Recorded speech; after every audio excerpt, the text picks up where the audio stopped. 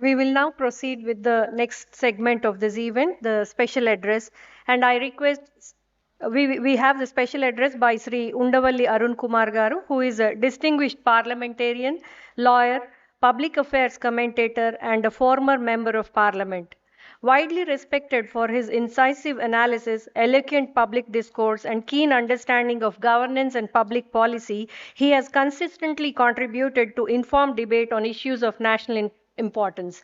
I invite Sri Undavalli Arun Kumar Garu to deliver the special address.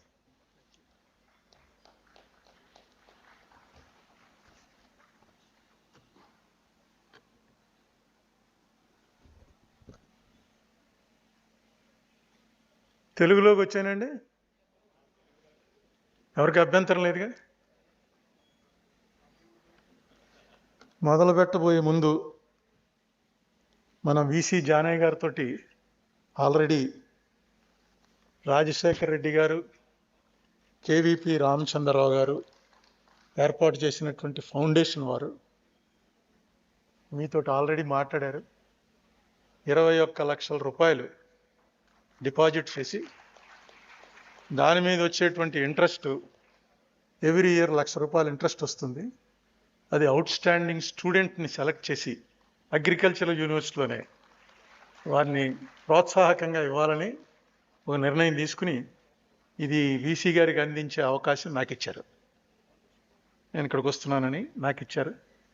గతంలో I think ఒక 6 నెలల క్రితం, సంవత్సరం క్రితం ఈ ఫౌండేషన్ ప్రారంభించగానే ఫస్ట్ అవార్డు సుభాష్ పాలేకర్ అని పద్మశ్రీ వచ్చినటువంటి ఒక ఈ అగ్రికల్చరల్ ఫీల్డ్లో స్పెషలైజేషన్ చేసిన ఒక ఫార్మర్ ఆయన చాలా కష్టపడి చేశాడు. పద్మశ్రీ అవార్డు కూడా వచ్చింది.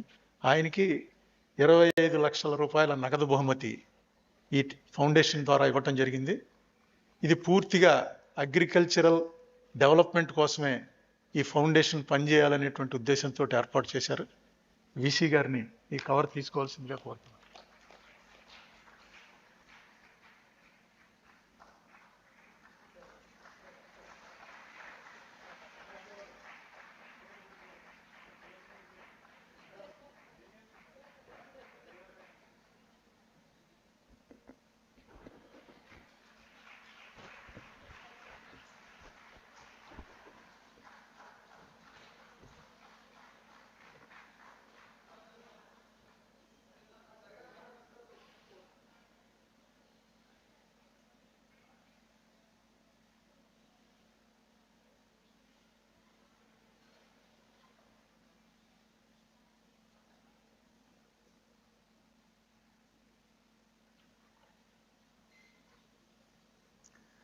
ఇది చాలా గొప్ప సమాచారం, గొప్ప విషయం. Doctor YSR meritorious award for the outstanding student.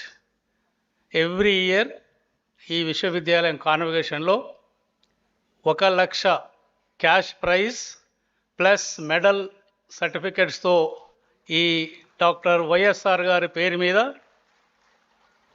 ఈ విశ్వవిద్యాలయం ఉన్నంతకాలం ఈ అవార్డు పెడుతూ doctor YSR, doctor KVP foundation వారు 20 లక్షల రూపాయలు ఆల్రెడీ ఎండోర్మెంట్ రూపంలో ఇవ్వటం జరిగింది. దాని మీద వచ్చే ఇంట్రెస్ట్ని ఎవ్రీ ఇయర్ కాన్వకేషన్లో the best outstanding student మొత్తం యూనివర్సిటీ 13 ఖాళీలలో ఇవ్వటం జరుగుతుంది. సార్, ఈ సందర్భంగా ఫౌండేషన్ చైర్మన్ డాక్టర్ కేవీపీ గారు అండ్ ఇతర సభ్యులు అండ్ డాక్టర్ అరుణ్ కుమార్ గారు అందరికీ ఈ విశ్వవిద్యాలయం మీద మీకు ఉన్న మమకారం, డాక్టర్ వైఎస్ఆర్ గారి మీద ఉన్న గౌరవంతో కూడిన ఈ అవార్డుని బెస్ట్ స్టూడెంట్కి ఇచ్చి మేము విద్యార్థులను ప్రోత్సహిస్తామని చెప్తూ ఈ సందర్భంగా ఫౌండేషన్ యొక్క చైర్మన్ అందరికీ మరొకసారి ధన్యవాదాలు చెప్తున్నాము. Thank you very much sir.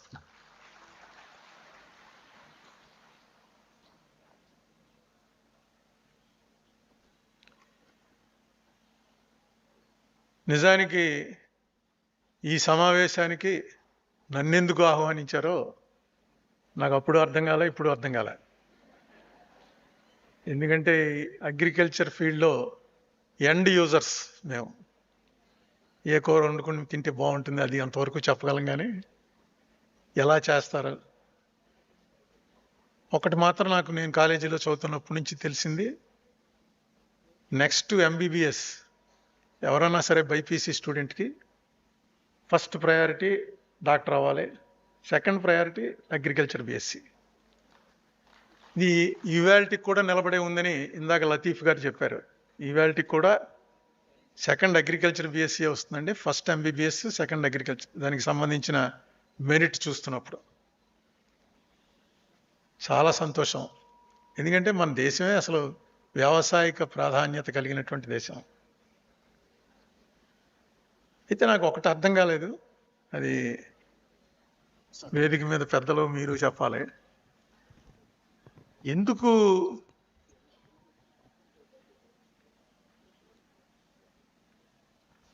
దీని మీద ఆధారపడి దాదాపు 70% ప్రజలు ఇప్పటికీ అగ్రికల్చర్ మీద ఆధారపడి బతుకుతున్నారు. ఎన్ని రకాలుగా డిస్కరేజ్ చేయబడ్డా సరే అదే అన్నం పెడుతోంది, అందులో తేడా లేదు. కానీ రైతుని అన్నదాత ఎందుకు చేశారో నాకు అర్థం అలా. దాత అంటే ఏంటి? ఉత్తినే ఇవ్వడం, దానం చేయడం. అబ్బా రైతుల త్యాగం అండి అంటారు. ముందే కామోస్ అనుకుని త్యాగం చేయాలేమో అనుకుని రైతు అలాగే ఉండిపోతున్నాడు. ఈ అన్నదాత అన్న మాట ఎప్పటి నుంచి వచ్చిందో నాకు తెలియదు, కానీ పూర్వం నా చిన్నప్పుడు వ్యవసాయం చేసేవాళ్ళు 4 ఎకరాల రైతు ఉంటే దాన్ని ఒక 5-6 ఏళ్ళగా అడిగితే అది 10 ఎకరాలో 6 ఎకరాలో ఎంతో కొంత పెంచుతూ ఉండేవారు. 4 ఎకరాల మీద వచ్చే ఆదాయంతో ఇంకో ఎకరం కొన్నామండి, ఇంకో ఎకరం కొన్నామండి. ఇప్పుడే నన్ను తీసుకొచ్చిన లతీఫ్ గారు చెప్పారు, ఏంటండి మీ ఫ్యామిలీని కారులో మాట్లాడుకుంటూ వచ్చాం. వాళ్ళది ఎక్కడో కోదాడ దగ్గర చిన్న విలేజ్లో వాళ్ళ ఫాదర్కి 7 ఎకరాలు ఉండేదిట. ఆయన ఫార్మరు, ఇప్పటికీ ఫార్మరే, దాన్ని పెంచుకుంటూ వచ్చారు. వ్యవసాయం చేసే కొన్నారు, ఇంకే వ్యాపారాలు చేయలే. ఈ సంవత్సరం వ్యవసాయం చేస్తే వచ్చే ఆదాయంతో ఇల్లు గడిచిపోగా, ఇంట్లో శుభకార్యాలు గడిచిపోగా, అన్నీ అయిపోగా మళ్ళీ ఎక్కడో ఒక 10 సెంట్లో 20 సెంట్లో భూమి కొనడం, కలిసి వచ్చే భూమిని కొనడం, 4 ఎకరాలు 7 ఎకరాలు చేయటం. ఈ మధ్య నేను ఎక్కడ వినలా ఇళ్ల సైట్లు వేసి అమ్మేయడం, లేకపోతే గవర్నమెంట్ వాళ్ళు తీసేసుకోవటం, ఇలాంటివి వింటున్నాను తప్ప వ్యవసాయం చేస్తూ దాని మీద వచ్చేటువంటి ఆదాయంతో పెరిగిన వాడు, ఆర్థికంగా పెరిగిన వాళ్ళు, ఆస్తులు పెంచుకున్న వాళ్ళు ఉన్నారేమో, కానీ నా దృష్టిలోకి అయితే రాలే. ఎందుకు ఈ పరిస్థితి వచ్చింది అన్నది మీలాంటి సైంటిస్టులే దాని మీద ఆలోచించాలి. ఒక ఎల్లో రెవల్యూషన్ ఒక దాంట్లో మనం అనుకున్న సక్సెస్ సాధించలేకపోయాం, ఇంకా ఇప్పటికి కూడా ఇంపోర్ట్ చేసుకుంటున్నాం అని చెప్పి ఇందాక ఆయన లతీఫ్ చెప్తే నేను అడిగాను, ఎల్లో రెవల్యూషన్ అంటే ఏంటండి? మాకు తెలీదు. నాకు వైట్ రెవల్యూషన్ తెలుసు, ఎందుకంటే పాల కోసం సమ్మర్ వచ్చేటప్పుడు క్యూలో నిలబడేవాళ్ళం. పాల బూతుల దగ్గర, లేకపోతే గేదె పాలు పిండేవాడు ఇంటి బయటో. ఉండేవి కాదు పాలు, చాలా టైట్, పాల పొడికి టైటు. ఇవన్నీ చూసాం మేము. బియ్యం దొరికేవి కావు. లాల్ బహదూర్ శాస్త్రి గారు 65లో వార్ టైంలో సోమవారం సాయంత్రం భోజనం మానేయండి అన్నాడు. ఇదేంటిది భోజనం మానేడు? అక్కడ వారికి సహకారం చేయడానికి ఇక్కడ భోజనం మానేయడం ఏంటి? మాకు అర్థమైంది కదా, చిన్నపిల్లలం.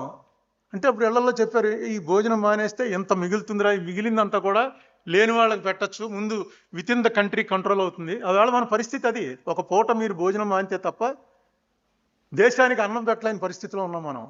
ఈవేళ ఏమో ఆవిడ చెప్తుంటేనే ఆశ్చర్యపోయాను, 60 మిలియన్ టన్నులు ఉండిపోయి ఎలకలు తినేసినవి, ఏం తినేసినవి, ఎక్కడ పోతుంది, ఎవరికి ఇవ్వాలి, దీన్ని ఏం చేయాలి తెలియక, పోనీ ఇంకా గొడవలు కట్టిద్దామంటే అదో పెద్ద స్కాము, గొడవల స్కాము. ఏం చేయాలో తెలియని పరిస్థితిలోకి వచ్చేసింది. ఇది సక్సెస్ ఆఫ్ రెవల్యూషన్ అంటే. ఇది ఇందిరాగాంధీ ఎందుకు చేయగలిగింది? ఎవరు ఆ టైంలో ఎవరు ఉంటే వాళ్ళు చేసేవారులండి అని అనుకుంటాం, ప్రధానమంత్రి దేవుందండి అని. కానీ ఇందాక ఆవిడ స్వామినాథన్ గారు అమ్మాయి ఒక మాట చెప్తుంటే నేను ఆశ్చర్యపోయాను, ఎప్పుడు వినలే. ఎందుకంటే మనందరం కూడా యుఎస్ఏ వర్సెస్ వియత్నాం వార్ విన్నాం. 30 సంవత్సరాలు గడిచినట్టుంది, 30 సంవత్సరాలు నడిచిందేమో ఆ వారు. అది ముగియలే, అసలు దానికి ముగింపు లేదు. యునైటెడ్ స్టేట్స్ ఆఫ్ అమెరికాలోనే పెద్ద వ్యతిరేకత రావటం వల్ల ఇంకా వాళ్ళు ఆపేయవలసి వచ్చింది తప్ప అలా జరుగుతూనే ఉంది. ఇంకా అసలు వియత్నాం అన్నవాడు, వియత్నమీస్ అనేవాడిని లాస్ట్ వాడిని చంపేసే వరకు అమెరికా వాళ్ళు ఆపర్రా అని ప్రపంచం అంతా అనుకున్నారు. అదొక భయంకరమైన సిద్ధాంతపరమైన వారు, అందులో అన్నీ కలిసి ఉన్నాయి. అటువంటి టైంలో, ఆ వారు పీక్లో ఉన్న టైంలో మనకి ఇండియాలో తినడానికి తిండి లేదు కాబట్టి అమెరికా వాళ్ళ PL-480 పంపుతుండేవారు ఫ్రీగా. గోధుమలు, బియ్యం ఏదో వస్తే మనం అది ఇంపోర్ట్ చేసుకుంటే కానీ మనకి ఎక్కడ తిండి గడిచేది కాదు. ఈ లోపల ఇందిరాగాంధీకి వియత్నాంకి సాయం చేయాలనిపించిందిట. వాళ్ళు అడిగారు, మా పరిస్థితి అస్సలు బాగోలేదు, ఏమన్నా సాయం చేయండి అని. ఏం చేయాలి ఆలోచించి ఆ స్వామినాథన్ గారిని వాళ్ళని పిలిచి మన దగ్గర ఉన్నటువంటి ఈ బియ్యం నిల్వలు ఇవన్నీ కూడా వియత్నాం పంపించండి, వాళ్ళు కష్టంలో ఉన్నారు మన అడిగారంటే, ఎక్కడమ్మా మనకి సర్ప్లస్ స్టేట్ పంజాబ్ ఒకటే ఉంది. పంజాబ్ దగ్గర ఏమీ సముద్రం లేదు. సముద్రం తీసుకురావాలంటే నెల 2 నెలలు ట్రాన్స్పోర్ట్ చేసి తీసుకొచ్చి అప్పుడు షిప్మెంట్ చేయించి పంపించాలి. టైం వాళ్ళు అడిగిన టైం అయిపోతున్నప్పటికి చాలామంది చచ్చిపోతారు తిండిలేక. ఏం చేయాలి? అర్జెంటుగా చేయాలి. ఏం చేయాలి అని ఆలోచించింది. ఎవరో చెప్పారు నాలాటాడు, అమ్మా అమెరికా షిప్ వస్తుంది కదా మనకి, 480 షిప్, వాళ్ళు మనకు దానం చేస్తున్నారు, ఆ దానం మనకు వస్తుందని. అమెరికా వియత్నాం పేరు చెప్తే మధ్యలో అగ్గి రాజుకునేంత తీవ్రమైనటువంటి మనస్పర్ధల్లో ఉన్నారు. తీవ్రమైనటువంటి ఆ 2 దేశాలు, అది మనలో పెద్దవాళ్ళందరికీ తెలుసు. వియత్నాం వారు అమెరికా నుంచి ఇండియాకి వస్తున్నటువంటి 480ని వియత్నాంకి డైవర్ట్ చేసిందిట.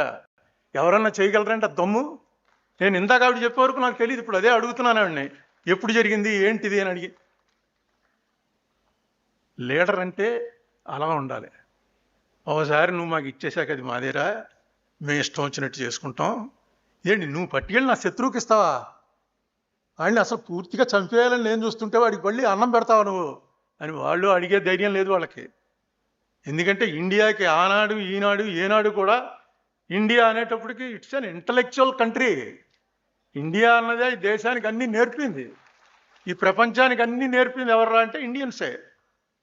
అదే మన ఇప్పుడు చెప్తున్నారా సనాతన సాంప్రదాయం. సనాతన సాంప్రదాయం అంటే గోచి కట్టుకుని వెళ్ళాలా, పూజకి లుంగి కట్టుకుని వెళ్ళాలా, ఇవి కాదండి.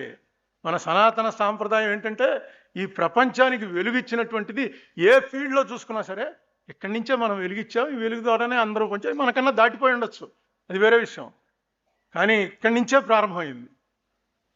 అది మనకు ఎక్కడ తెలుస్తుందంటే ఆ మనిషి నిటారుగా నిలబడడంలోనే తెలుస్తుందండి. నిజంగా నేను ఈ విషయం వీడు చెప్పేవరకు ఇందిరాగాంధీ గురించి చాలా కథలు విన్నాం, మనం మాలాంటి వాళ్ళు అయితే చూసాం, ఇందిరాగాంధీని చూసాం. ఇందిరాగాంధీ ఏ టైంలో బంగ్లాదేశ్ వార్లో ఎలా చేసింది, గ్రీన్ రెవల్యూషన్లో ఎలా చేసింది, వైట్ రెవల్యూషన్లో ఎలా చేసింది, ఇవన్నీ కూడా మనం చూసాం, విన్నాం, బాగా ఇంకా మెమరీలోంచి చెరిగిపోలేదు. ఇది నేను అనుకోవటం అసలు ఇంకొక లీడర్ ఎవడు, ఏ ప్రపంచంలో ఏ లీడరు కూడా ఇంత ధైర్యం చేయలేడు. ఒక అగ్రరాజ్యం అంటే మామూలు రాజ్యం కదండి. ఆ రోజుల్లో అక్కడ యుఎస్, ఇక్కడ యుఎస్ఎస్ఆర్, ఈ 2 దేశాలు. ఒలింపిక్స్లో అలా చూస్తే 20 గోల్డ్ మెడల్స్ ఉంటే ఒకటికి 11, ఒకటికి 9. అంతరిక్షంలోకి పంపారా, ఏదో ఒకడు ర్యాకెట్ పంపితే ఇంకోటి స్పుట్నిక్ పంపుతాడు, ఒకడు అపోలో అంటే ఇంకోటి లైకా అంటాడు. ఇద్దరు అలా బ్యాలెన్స్లో ఉండేవారు, అమెరికా రష్యా అని. ప్రపంచంలో అన్ని దేశాలు ఇటో వాళ్ళకపోతే సర్వైవల్ లేవనే పరిస్థితిలో ఉండేవి. ఇండియా ఇటు వాళ్ళ, ఇండియా స్ట్రైట్గా నిలబడింది. బంగ్లాదేశ్ ఇది వచ్చినప్పుడు వెంటనే రష్యా సహాయం కావాల్సి వచ్చింది, రష్యా సహాయం తీసుకుంది. అమెరికన్స్కి అది ఇష్టం లేదు, అయినా వీడు కేర్ చేయలేదు. అంటే రష్యా మనకు దగ్గరలో ఉంది, రష్యా తీసుకుంటేనే మనం బంగ్లాదేశ్లో ఏమన్నా సాయం చేయగలం. అమెరికా వాళ్ళు ఆల్రెడీ వాళ్ళు పాకిస్తాన్ చాలా గొప్ప దేశం అంటున్నారు, సరే మీరు పాకిస్తాన్తో ఉండండి పర్లేదు, మాకు మేము చేయవలసింది మేము చేస్తామని ఒక దేశం ఏర్పడింది. మన అందరం కూడా, మీలో పెద్దవాళ్ళకి గుర్తుంటుంది, కార్డు మీద 5 పైసలు అంటించేవాళ్ళం. గుర్తుందండి? కార్డు మీద ఒక 5 పైసలు అంటించేవాళ్ళం ఎక్కువ. దాని మీద రాసి ఉండేది బంగ్లాదేశ్ రిలీఫ్ ఫండ్ అని. దేశంలో ప్రజల్ని ఇన్వాల్వ్ చేయడం అంటే అది. లాల్ బహదూర్ శాస్త్రి గారు సోమవారం భోజనం మానేమన్నారు. ఇప్పటికీ అలా సోమవారం భోజనం మానేసిన కుటుంబాలు నాకు చాలా తెలుసు. ఆ కుటుంబాల వాళ్ళకి తెలియదు ఎందుకు మానేశారో, వాళ్ళ తాత ఎందుకు మానేశాడో. వాళ్ళ తాత మానేసింది లాల్ బహదూర్ శాస్త్రి పిలుపు విని. వీళ్ళు ఏమనుకుంటారంటే సోమవారం శివుడికి ఇచ్చారు కదండి, శివుడిది ఎందుకు మానేశామండి. ఏంటంటే శనివారం చేస్తారు ఉపవాసం, లేకపోతే ఏకాదశి నాడు చేస్తారు, మీ ఇంట్లో సోమవారం చేస్తున్నారు ఏంటంటే, మా నాన్నగారు శివభక్తుడండి. శివభక్తుడు కాదు, లాల్ బహదూర్ శాస్త్రి భక్తుడు. ఆవేళ లాల్ బహదూర్ శాస్త్రి పిలిపిస్తే నాకు తెలుసున్న కుటుంబాలే, చాలా కుటుంబాలు సోమవారం రాత్రి భోజనం మానేద్దాం ఇవాళ నుంచి. మనం ఏం చేయగలం ఇంతకన్నా దేశానికి ప్రధానమంత్రి గారు చెప్పారు. అలాగే మనం దేశం కాపాడుకుంటూ వచ్చాం. ఇందిరాగాంధీ లాంటి లీడర్స్ వల్ల మనకి ప్రపంచంలో అంతర్జాతీయంగా గుర్తింపు వచ్చింది. అయితే ఆనాడు పొలిటీషియన్స్, ఈనాడు పొలిటీషియన్స్ చాలా తేడా వచ్చేసింది. మేమందరం పొలిటీషియన్సే, కానీ మేము ఉండాలి అంటే రాజకీయంలో అలాగే ఉండక తప్పట్లేదు. ఎందుకు తప్పట్లేదంటే జనం, మీరు చదువుకున్న వాళ్ళు ఎవడో అసలు మాట్లాడ్డు. మేము చదువుకుంటున్నప్పుడైతే మాకు ఓటు లేదు, 21 ఇయర్స్కి వచ్చేది ఓటు. అందుకని విద్యార్థులు రాజకీయాల్లో ఉండాలా వద్దా ఈ డిబేట్లు జరుగుతుండేవి. ఇప్పుడు మీరందరూ ఓటర్సే. ఓటర్స్ అయ్యండి కూడా దీంట్లో సరైనటువంటి రెస్పాన్సిబిలిటీ తీసుకోకపోతే, అందులో ఎడ్యుకేటెడ్ ఓటర్స్, మీరు your intelligentsia of the country, cream of the society. మీరు తీసుకోవాల్సినటువంటి బాధ్యత మీరు తీసుకుంటున్నారా? మీ ప్రొఫెసర్లు అందరూ ఎప్పుడైనా ఒకసారి వీక్లో ఒకసారి నా రాజకీయం ఏం జరుగుతుంది ప్రపంచంలో, ఎందుకు ఇలా జరుగుతుంది, ఏంటి ట్రంప్, ఏంటి ట్రంప్కి మెంటల్ ఎక్కిందా, మన దగ్గర ఏమన్నా వైద్యం దొరుకుతుందా? అగ్రికల్చర్ వాళ్ళు కదా, మీకు ఏమన్నా దొరుకుతుందేమో, చిన్న కాకరకాయ కనుక 2 మొక్కల కింద కోసిన నోట్లో వేస్తే సెట్ అవుతుందండి. ఎందుకు జరుగుతుందో తెలియట్లేదు. ప్రపంచంలో అసలు ఏం జరుగుతుంది దాని మీద దృష్టి పెట్టేటువంటి ఆలోచన అట్లా, నా కెరియరు, నేను బాగా బతకాలి, నేను ఉన్నత స్థానానికి వెళ్ళాలి, అది లేకుండా ఎవడో ఉండడు. అదే మనిషికి జంతువుకి తేడా. అది అందరికీ ఉండాలి కూడా. కానీ మనం బాగుండటానికి కూడా ప్రపంచ పరిస్థితులు చాలా ప్రభావం చూపుతాయనేటువంటి ఆలోచన చదువుకున్న వాళ్ళు రావాలి. ఆలోచించండి ఒకసారి. వేళ ఉన్న పరిస్థితులు బాగా ఉన్నాయండి, ఇదే బాగుంది అనుకున్నవాడు నేనేం చెప్పను, కానీ బాగులేదు అనుకున్నవాడు ఏమన్నా ఆలోచన చేస్తున్నాడా? ఎలా ఉంటే బాగుంటుంది? మనం ఏం చేయలేకపోవచ్చు, కనీసం ఆలోచన చేయండి. మనం ఏదో మంచి రోజు 3 పూట్ల బాగా తింటున్న టైంలో ఒక అడుక్కునేవాడు 4 రోజుల నుంచి భోజనం చేయలేదండి అని ఎవడన్నా కనపడితే వాడికి వెంటనే మనం భోజనం చేయక్కలేదు. మనకు కనీసం ఒక్క నిమిషం చివుక్కుమనాలి, మన పక్కనే బతుకుతున్నాడు కదా, ఏంటి దీన్ని ఏం చేయలేమా అని. ఇప్పుడు చాలా చేసాం. ఈవేళ అన్నం కోసం అడుక్కునేవాడిని నేను చూడలే, ఎందుకంటే సెల్ఫ్ సఫిషియెంట్ అయిపోయాం. ఆవిడ చెప్పారు కదా, అన్నం కోసం అడుక్కునే పరిస్థితిలో తీసుకెళ్ళి వాడు నేను అడుక్కుంటున్నానంటే పూర్తిగా కుక్కేసే పరిస్థితి ఉంది. అయినా ఇప్పటికీ నిన్ననే నేను పిఎం గారి స్పీచ్ విన్నాను. 80 కోట్ల మందికి ఈ వేళకి ప్రతి నెల ఫ్రీ రేషన్ ఇస్తున్నట్ట. 80 కోట్లు అంటే దాదాపు 50 to 60% ఆఫ్ టోటల్ పాపులేషన్కి ఉచితంగా బియ్యం తీసుకుని అన్నం తినే పరిస్థితిలో ఈవేళ ఉన్నారని నిన్న రాత్రి మొన్న రాత్రి ఆయన స్పీచ్లో విన్నాను. ఇంతమందికి పంచిపెడుతున్నామని. అది గర్వించవలసినటువంటి విషయం కాదు. ఎందుకుంది? ఎక్కడ తేడా వచ్చింది? అడ్మినిస్ట్రేషన్లో తేడా వచ్చిందా? మన ఫిలాసఫీ తప్ప, అసలు మనం వెళ్తున్న రూట్ తప్ప, ఎక్కడొచ్చింది తేడా అనే ఆలోచన చదువుకున్న వాళ్ళు కనుక చేయటం మానేస్తే, మిగతా వాళ్ళు ఎవడ పనిలో వాడు ఉంటాడు, ఎవడ భక్తి కోసం వాడు పని చేసుకుంటూ ఉంటాడు. కానీ చదువుకున్న వాళ్ళకి కంపల్సరిగా ఒక ఆలోచన వచ్చి తీరాలి. వచ్చితేనే ఈ గ్రీన్ రెవల్యూషన్ వచ్చింది, వైట్ రెవల్యూషన్ వచ్చింది, ఎల్లో రెవల్యూషన్ వచ్చింది. ఈ రెవల్యూషన్స్ అన్నిటికీ బ్లూ రెవల్యూషన్ అంట, అది కూడా సక్సెస్ అయింది. బ్లూ రెవల్యూషన్ అంటే చేపలు, రొయ్యలు, వీటిని అవి కూడా ఎక్స్పోర్ట్ చేస్తున్నాం. వీటన్నిటికీ కారణాలు మీ దగ్గర నుంచే వచ్చాయి, మీ యూత్లోంచే రావాలి. దయచేసి ఆలోచించండి. ఒక్కటి మాత్రం నేను చెప్పి ఆవేళ రాజకీయాలు ఈవేళ రాజకీయాలకు ఉదాహరణ ఒకటి చెప్తాను. ఎందుకంటే మనం అందరం ఈ పంచతంత్రం కథలు చదువుకుంటాం. మంచిది. ఆ పంచతంత్రం కథలు నేను మొన్న కొంచెం ఒంట్లో బాగోక హాస్పిటలైజ్ అయ్యి వచ్చాను. అందుకని మాట మీకు అంత క్లియర్గా రాకపోవచ్చు. ఎందుకంటే ఇక్కడ ఏదో ఎండోస్కోపీ అని ఒక పోటీ పొడిచారు. అది ఇప్పుడు తెలుస్తుంది. ఇదే ఫస్ట్ మీటింగ్ అది అయ్యాక రావటం. ఇప్పుడు తెలుస్తుంది, మాట్లాడుతుంటే కొంచెం దాని ఎఫెక్ట్ ఉందని.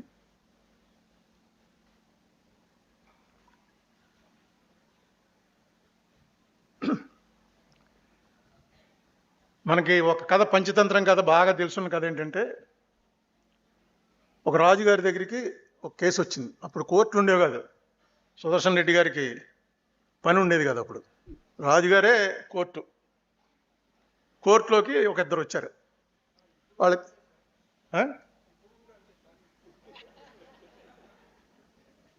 ఇప్పుడు కూడా అంతేనండి, ఏం తేడా లేదండి. రాజుగారి దగ్గరికి ఏమిట్రా అంటే, అప్పుడు రాజుగారే కోర్టు, ఆ కోర్టులో రకరకాల తగులు వస్తే ఆయన ఏం చెప్తే అదే తీర్పు. రాజుగారి దగ్గరికి వచ్చాడు. వచ్చి ఏంటంటే, ఈయన భూమి అమ్మాడు, భూమి కొనుక్కున్నవాడు అమ్మినవాడు ఇద్దరు తగు. ఏంట్రా తగు? భూమి అమ్మేశాడు. అమ్మేసిన తర్వాత కొనుక్కున్నవాడు అది దున్నుతుంటే లంకి బిందెలు దొరికాయి. లంకి బిందెలు తీసి చూస్తే వాటిలో ఎప్పుడో దాచారు బంగారం, వజ్రాలు, ఏవో వైడూర్యాలు.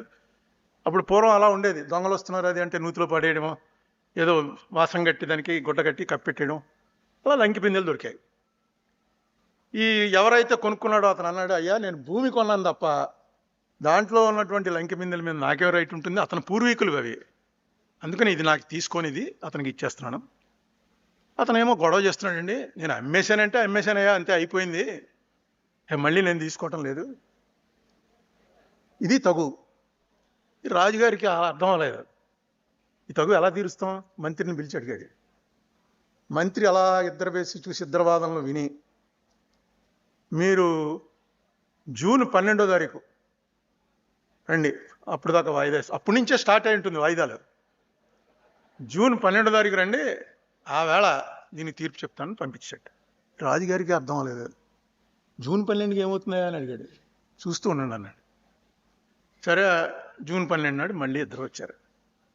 మొట్టమొదట కొనుక్కున్నవాడు నమస్కారం పెట్టి, రాజా ఆయన చెప్పిందే కరెక్టు, ఇందులో భూమి అంటూ కొనుక్కున్నాక అందులో ఏం దొరికినది నాదేనండి, ఆయన మాటతో నేను ఏకీభవిస్తున్నాను, నేను ఉంచేసుకుంటానండి అన్నాడు. ఆ రెండో ఆయన అన్నాడు, లేదండి నేను కూడా బాగా ఆలోచించాను, నిజమే కదా, నేను పొలం అమ్మాను కానీ అందులో ఏం దొరికితే అది పట్టుకుపోతానంటే ఎలా కుదురుతుంది, అది నాకు ఇచ్చేయండి అన్నాడు. రాజుగారు స్టన్ అయిపోయాడు. ఏంటి ఈ మంత్రం ఏమన్నా పెట్టాడా ఇతను మంత్రి, ఏం చేశాడా అని. ఏమయ్య ఏంటి ఏం చేసావు అన్నాడు. జూన్ 1వ తారీఖు నుంచి కలికాలం వచ్చేస్తుందండి, కలికాలం రాగానే మొత్తం అందరి ఆలోచనలు మారిపోతాయి, అందుకే 12 దాకా టైం ఇచ్చాను, ఆవేళ అగ్రికల్చర్ కాలేజీలో వ్యవహారం కూడా ఉంది కాబట్టి కరెక్ట్ టైం అది అనుకుని ఇచ్చాను అని అన్నాడు. మరి ఇప్పుడు ఏం చేయాలి, గోల్డ్ ఎవరికి ఇవ్వాలన్నాడు. గవర్నమెంట్ తీసుకుందాం, మందే గోల్డ్, ఇద్దరిది కాదు. అప్పటి నుంచి స్టార్ట్ అయింది డిస్ప్యూట్. ఏమన్నా అంటే గవర్నమెంట్కి వెళ్ళిపోతుంది. ఇది ఎప్పుడు జరిగిందో, కలికాలం ఎప్పుడు వచ్చిందో పండితులు ఒక్కో లెక్క చెప్తాడు. కనీసం జీసస్ క్రైస్ట్కి ముందే, జీసస్ క్రైస్ట్ పుట్టిన తర్వాత హిస్టరీ రికార్డ్ అయింది. కలికాలం జీసస్ క్రైస్ట్ తర్వాత వచ్చిందనడానికి లేదు. మనకి శ్రీకృష్ణుడు అది 7,000 సంవత్సరాల ముందు అంటారు, 5,000 ఏళ్ళు ముందు అనుకోండి. అంటే ఇప్పటికి 7,000 ఏళ్ల తర్వాత ఇలాంటిదే ఒక ఇన్సిడెంట్ జరిగింది. 1941 అనుకుంటాను, కరెక్ట్గా ఇయర్ గుర్తు రాలేదు నాకు. 1941లో మన స్టేటు ఆంధ్రప్రదేశ్ కూడా, నిజాం అయితే నిజాం రూల్డ్, ఆంధ్రప్రదేశ్ మేమున్న రాజమండ్రి ఇవన్నీ కూడా మెడ్రాస్ రూల్డ్. ఇప్పుడు మెడ్రాసే క్యాపిటల్, మెడ్రాస్లోనే ఆంధ్ర కొంత, కర్ణాటక కొంత, కేరళ కొంత, ఇవన్నీ కలిపి మెడ్రాస్ స్టేట్ అనేవారు. ఆ స్టేట్ ఉండేది. ఉన్న టైంలో ఫ్రీడమ్ ఫైటర్స్ అంతా మెడ్రాస్లో చాలా, మన తెలుగు వాళ్ళు అక్కడే ఉండేవారు, జరుగుతూ ఉండేది పెద్ద యాక్టివిటీ. కామరాజు నాడార్ అని ఒక ఆయన ఉండేవాడు, మీరందరూ పేరు వినే ఉంటారు, ఆయన తర్వాత చీఫ్ మినిస్టర్ చేశాడు. చాలా, ఆయనకి తమిళ్ తప్ప ఇంకో భాష రాదు, ఆయన పెళ్లి చేసుకోలేదు, ఆయన ఫ్రీడమ్ ఫైటరు, గాంధీవాది, కాంగ్రెస్లో చాలా యాక్టివ్. అప్పుడు ఆ రోజుల్లో ఈ కోర్టులకు తీసుకెళ్ళటం, శిక్షలు వేయటం అదే ఉండేది కాదు, ఇంటికి వచ్చి తీసుకెళ్ళిపోయేవారు డైరెక్ట్గా జైలుకి. కలెక్టర్ ఆర్డర్ ఇచ్చేసేవాడు, ఈయన్ని 2 ఏళ్ళు లోపల పెట్టు అని. సరే, ఓ రోజు పొద్దున్నే పోలీసులు వచ్చారు. అప్పటికే వీళ్ళు పెద్ద లీడర్స్ వీళ్ళకి గౌరవం ఇచ్చేవారు. సార్ మిమ్మల్ని డిటైన్ చేయమన్నారు, వచ్చేయండి జైలుకి పోదాం అని. కొంచెం స్నానం జ్ఞానం చేసి వస్తాను అని లోపలికి వచ్చి చూసి ఎవరికో కబురెట్టాడు. ఒరే షణ్ముఖం ఇలా రా అని ఉన్న పిలిచాడు. ఆ ఇంటి పక్కన అక్కడ ఉన్నవాడు వచ్చాడు. నా దగ్గర 40,000 రూపాయలు కాంగ్రెస్ ఫండ్ ఉంది, ఈ 40,000 రూపాయలు వీళ్ళు జైలు పట్టుకుపోతున్నారు, ఎప్పుడు వదులుతారో తెలియదు. ఆ రోజుల్లో వాళ్ళకి బ్యాంకులు పెద్ద తెలిసి ఉండేవి కాదు, బ్యాంకులు కూడా నేషనలైజ్డ్ కాదు, ప్రైవేట్ బ్యాంకులో ఉండేవి. బ్యాంక్ నాలెడ్జి చాలా పెద్ద వాళ్ళకి తప్ప ఉండేది కాదు. ఈ 40,000 పట్టుకెళ్ళి శ్రీనివాస్ అయ్యంగార్ అని హిందూ పేపర్ ఆయన ఉన్నాడు, ఇప్పుడు హిందూ పేపర్ మనం చదువుతాం, అది ఆ రోజుల్లో శ్రీనివాస్ అయ్యంగార్ అని, ఆయన కూడా హిందూ పేరు పెట్టిందే supporting the national movement, Congress మూవ్మెంట్ని వాళ్ళు సపోర్ట్ చేసేవారు, వాళ్ళు కాంగ్రెస్ వాళ్ళే. ఆయనకి పట్టుకెళ్ళి ఇచ్చి ఇలా కామరాజుని జైలు పట్టిపోయారండి, వచ్చి తీసుకుంటాను అన్నాడు, కాంగ్రెస్ ఫండ్ అండి ఇది, పట్టుకెళ్ళి ఆయనకి ఇచ్చేయి అన్నాడు. కుర్రాడు సరే పట్టుకెళ్ళాడు, ఆయనకి ఇచ్చేశాడు. ఈయన జైలు పట్టుకుపోయారు. ఈయన జైల్లో 2 ఏళ్ళు 3 ఏళ్ళు ఉన్నాడు. తర్వాత వదిలేశారు. వదిలేశాక ఇంటికి వచ్చేసాడు. వస్తే కాంగ్రెస్ వాళ్ళు అందరూ వచ్చారు, పెద్ద లీడర్ కదా, మనం మీటింగ్ పెట్టాలండి, మీరు వచ్చినందుకు ఏదో మీటింగ్ పెట్టి ఒక మెసేజ్ ఇవ్వాలి. సరే తప్పకుండా ఇద్దామని ఎవరినో పిలిచి, ఎవరే ఒక్కసారి ఆ శ్రీనివాస్ అయ్యంగారి దగ్గరికి వెళ్ళి, నేను డబ్బులు ఇచ్చాను 40,000, ఆ 40,000లో ఒక 5,000 రూపాయలు అడిగి పట్టరా అన్నట్టు. అలాగే సార్ అని శ్రీనివాస్ అయ్యంగారి దగ్గరికి వెళ్ళి, శ్రీనివాస్ అయ్యంగారు అవునవును 5,000 మొన్నాడా అని, పెద్ద ఆయన ఆయన దగ్గర రెడీగా ఉంటుంది అనుకుంటా, 5,000 ఇచ్చి కామరాజు నాడార్ని ఒకసారి రమ్మను, మనం ఆ భూమి విషయం, డబ్బు విషయం మాట్లాడాలి అన్నాడు. ఈయన వెళ్ళి ఇచ్చి, ఏమన్నా మిమ్మల్ని ఒకసారి ఖాళీ ఉన్నప్పుడు రమ్మన్నాడు, ఏదో మాట్లాడాలంటే డబ్బుల విషయం మాట్లాడడానికి ఏముంది, 40,000 ఇచ్చాం, 5,000 వెనక్కి ఇచ్చాడు, 35,000 రావాలి. ఇంట్లో మాట్లాడినప్పుడు ఫోన్లు గీళ్ళు లేవు, మాట్లాడడానికి ఏముంటుంది అనుకున్నాడు కామరాజు నాయుడు. సరే ఆ వారం రోజులకో ఇప్పుడు వెళ్ళాడు. ఏమన్నా నన్ను మాట్లాడడానికి రమ్మన్నట్టని. రావా కామరాజు, నీది మంచి చెయ్యి, చాలా బలమైన చెయ్యి, నీ లక్ చాలా బాగుంది, నువ్వు ఆ డబ్బు ఇచ్చావు, అది ఎక్కడ ఉంచుతామని చెప్పి భూమి ఒకటి కొన్నాను, అది ఈవేళ అమ్మితే 6 లక్షలు వస్తుంది, ఇంకా ఆగితే 10 లక్షలు అవ్వచ్చు, 10 మౌంట్ రోడ్లో 10 అవ్వచ్చు, 15 అవ్వచ్చు. అందుకని ఏం చేద్దాం, అది ఇప్పుడు అమ్మేసి 6 లక్షలు తీసుకుంటావా, లేకపోతే ఆగి 10 లక్షలు పెరుగుతుంది చూద్దామంటావా అంటే కామరాజు నాయుడు, అయ్యా మీరు పెద్దవాళ్ళు, చదువుకున్న వాళ్ళు, వ్యాపారం తెలిసిన వాళ్ళు, నాకు ఎందుకు, నా 40,000 నాకు ఇచ్చేయండి, 35,000 వస్తుంది, ఇంకా ఆ 35,000 నాకు ఇచ్చేయండి, నేను మళ్ళీ పార్టీకి లెక్కలు చెప్పుకోవాలి, ఎక్కడ కూడా అండి బాబు, నన్ను ఇలాంటి వాటిలో ఇన్వాల్వ్ చేయకండి అన్నాడు. అంటే ఆయన అన్నాడు, అంటే నీ డబ్బులతో వ్యాపారం చేసి ఆ డబ్బు నన్ను తీసుకోమంటావా, నీకు ఎలా కనబడుతున్నాయా నేను, తప్పు, నువ్వు అలా చేయకూడదు, ఆ డబ్బు నీది, నాకు ఇచ్చావు, నేను ఏదో కలిసి వచ్చింది అంటే, అయ్యా అది కలిసి రాకుండా 40,000 20,000 అయిపోయింది అనుకోండి, నాకు 20,000 ఇచ్చేవారా మీరు, ఎవరు కదా, నాకు 40,000 నాకు ఇచ్చేస్తారు కదా, మీ అంత నీతివంతుడిని కాకపోయినా అండి, నాకు నా 40 నాకు ఇచ్చేయండి. మొండివాడు కామరాజు నాయుడు. ఆయన అలాగే చిచ్చా ఇలాంటి మాటలు పెట్టకు, నాకు ఇది ఒక అపకీర్తి, ఆ డబ్బుతో నేను చేశానని నేను ఎట్టి పరిస్థితిలో ఒప్పుకున్నాను, అమ్మేద్దాం, 6 లక్షలు పట్టుపో, చచ్చా నేను అసలు సమస్య లేదని ఇక్కడే పారేసిపోతాను. పంచాయతీ పెట్టారు. ఇది నాకు ఎలా తెలిసిందంటే 2007, 8, 9లో నేను కాంగ్రెస్ పార్టీ మెడ్రాస్ ఇన్ఛార్జిగా ఉన్నాను, సిడబ్ల్యూసి మెంబర్గా. అక్కడికి వెళ్ళినప్పుడు అక్కడ ఒక కాంగ్రెస్ భూమి ఉంది, దానికి ఏదో బేరం వచ్చింది. ఆ బేరం వచ్చినప్పుడు నన్ను వెళ్ళి అక్కడ ఎవరైతే ఇన్ఛార్జ్ ఉంటాడో ఆ ఇన్ఛార్జే చూడాలి మొత్తం. ఆ డాక్యుమెంట్లు తెప్పిస్తే అన్నీ తమిళ్లో ఉన్నాయి. ఆ పక్కన పిసిసి ప్రెసిడెంట్ కృష్ణస్వామి గారు అని ఉంటే ఆయన చేత చదివించాను. ఏంటి సార్ నాకు ఇంగ్లీష్లో చెప్పండి అని. ఆయన చదివి చెప్తే చివరికి పంచాయతీ పెట్టారు. వీళ్ళిద్దరిని రాజుగారి దగ్గరికి వెళ్ళారు సార్, కలికాలం ముందు వెళ్ళినది మొన్న జరిగింది, 70 ఏళ్ల క్రితం. పంచాయతీ పెట్టి ఆ పంచాయతీలో సత్యమూర్తి అందరు సంతకాలు ఉన్నాయి, అందరూ పెద్ద పెద్ద లీడర్స్ అందరూ కూర్చుని చివరికి ఏం చేశారంటే, ఆయన తీసుకొని ఉంటున్నాడు కాబట్టి ఈ భూమి ఏదైతే కొన్నారో ఆ భూమిని కాంగ్రెస్ పార్టీ పేరున రిజిస్టర్ చేసేయండి. కాంగ్రెస్ పార్టీకి రిజిస్టర్ చేశారు. ఇప్పుడు దాని వర్త్ నేను వెళ్ళినప్పుడు 700 కోట్లు, 21 ఎకరాలు. ఆ 700 కోట్లు కూడా మేము అమ్మలేదు, ఎందుకంటే ఇంకా పెద్ద ఆఫర్లు వచ్చేస్తున్నాయి. మెడ్రాస్లో మౌంట్ రోడ్లో ఈ ఆస్తి ఎలా వచ్చిందంటే, పంచతంత్రం కథలోది మళ్ళీ రిపీట్ అయింది. తర్వాత ఒక్కసారి మీ ఊర్లో లీడర్ ఎవడో చూసుకోండి, ఫ్రీడమ్ ఫైట్లో మా ఊళ్ళో లీడర్ ఎవడో చూసుకుంది, అందరూ అలాగే ఉండేవారు. రాజకీయాల్లోకి వస్తున్నాడు అంటే వాడు త్యాగం చేయడానికి వచ్చేవాడు. The most essential ingredient to be A politician is త్యాగం, సాక్రిఫైస్. ఏం త్యాగం చేశాడు అదే లెక్క చూసేవాళ్ళు. ఈవేళ ఏంటి, ఎంత ఉంది, ఎంత సంపాదించాడు, ఎంత సంపాదించగలడు, మనకేమన్నా పెడతాడా, పక్కన తిరిగితే మనకేమన్నా వస్తుందా. దీనికి కారణం పొలిటీషియన్స్ కాదండి. నిజంగా ప్రజలు కనుక ఆనెస్ట్ వాడిని ఎన్నుకోవడం మొదలెడితే పొలిటీషియన్స్ కూడా ఆనెస్ట్ అయిపోతారు. ఎందుకంటే మాకు పవర్ కావాలి, ఆనెస్ట్గా ఉంటే పవర్ వస్తుందంటే ఖచ్చితంగా అందరూ ఆనెస్ట్ అయిపోతారు. ఉదాహరణకు కేరళలో లేదు కరప్షన్. కేరళలో 60 లక్షల రూపాయల స్కామ్ వస్తే ఫైరింగ్ జరిగి 3 చచ్చిపోయి ముఖ్యమంత్రిగా దిగిపోయాడు ఉమెన్ చాందీ గారు. 60 లక్షల scam.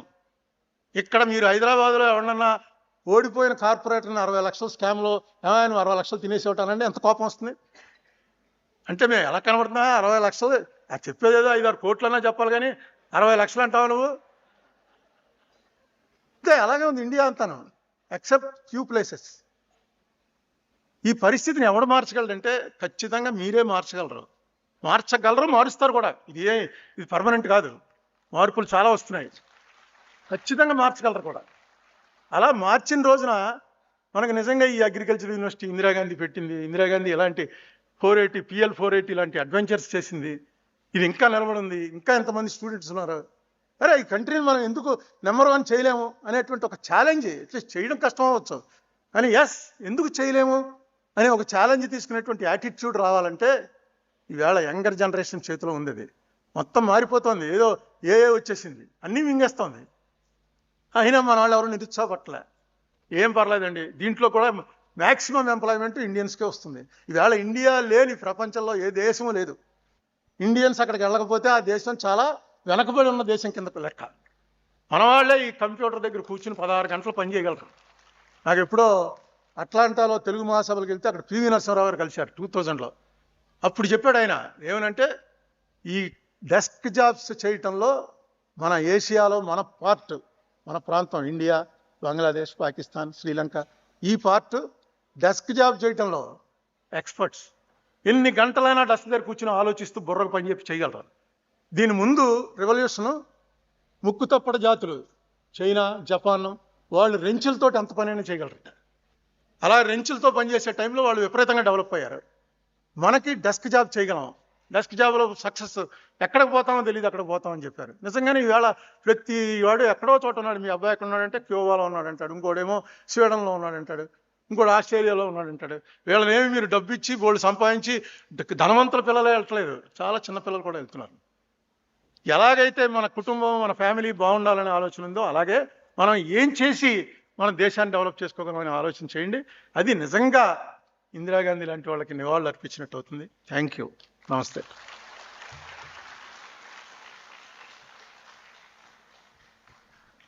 Thank you very much, sir, for your address and announcement about the YSR Meritorious Award for Outstanding Student of the University. Sir, though you are not directly related to agriculture, your reflections on food scarcity, visionary leadership, India's intellectual capability, and the stories of fasting dynamics, Panchatantra stories depicting diplomacy, public policy, governance, development, and importance of integrity have provided very valuable perspectives and enriched the deliberations of this seminar. We sincerely thank you, sir, for sharing your experiences, and thank you.